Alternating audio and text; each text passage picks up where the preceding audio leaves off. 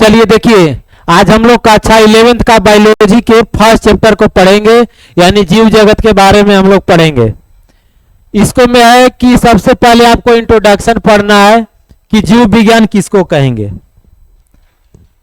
जीव विज्ञान यानी बायोलॉजी के बारे में हम सबसे पहले इसको इंट्रोडक्शन के बारे में पढ़ेंगे। तो देखिए, जीव विज्ञान इसमें है कि विज्ञान की वैसी शाखा जिसके अंतर्गत हम जीव जंतुओं एवं पेड़ पौधों के बारे में हम क्या करते हैं, अध्ययन करते हैं। उसे हम क्या बोलते हैं, जीव विज्ञान, बायोलॉजी बोलते हैं, ठीक ना।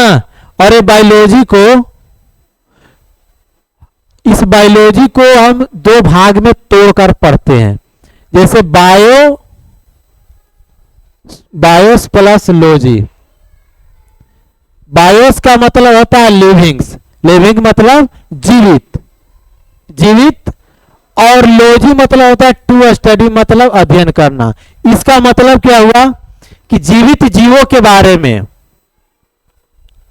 जहां हम अध्ययन करते हैं उसे हम क्या कहेंगे, बायोलॉजी कहेंगे।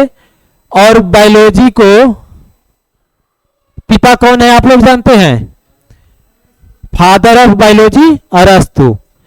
देखिए आगे है कि विज्ञान को हम लोग, हाँ चलो कोई बात ना, विज्ञान को दो भागों में हम बांटकर पढ़ते हैं। पहला जूलॉजी और दूसरा क्या है, बोटनी है।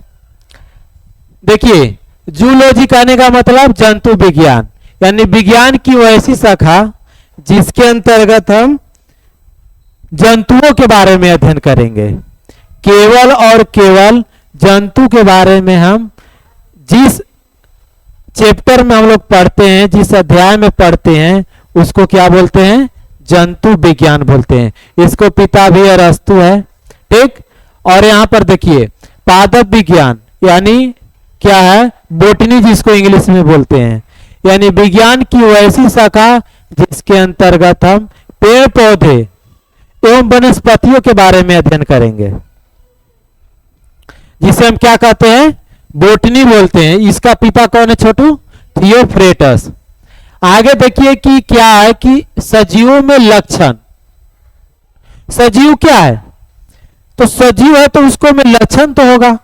कोई भी जीव है तो उसमें गुण होता है तो अवगुण भी होता है, ठीक। उसी प्रकार सजीवों में लक्षण क्या है, उसका शरीर में वृद्धि विकास होगा, वह प्रजनन कर सकता है ना, श्वसन कर सकता है, उत्सर्जन कर सकता है, ठीक ना।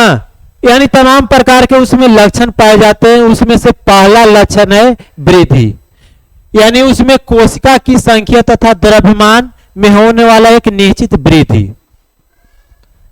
जैसे कोई जीव जब जन्म लिया तो निश्चित उसका जो शरीर का आकार छोटा होगा, और जब शरीर का छोटा आकार है यानी उसमें कोशिका की संख्या कम है, तो धीरे धीरे धीरे धीरे जब वह जीव बड़ा होता है तो उसमें वजन बढ़ जाता है।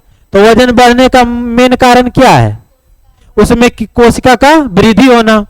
तो वही बात है, यानी देख रहे हैं, सपोज मान लिया जाए कि यहां कोई बच्चा है, यहां पर वो 0 यानी नवजात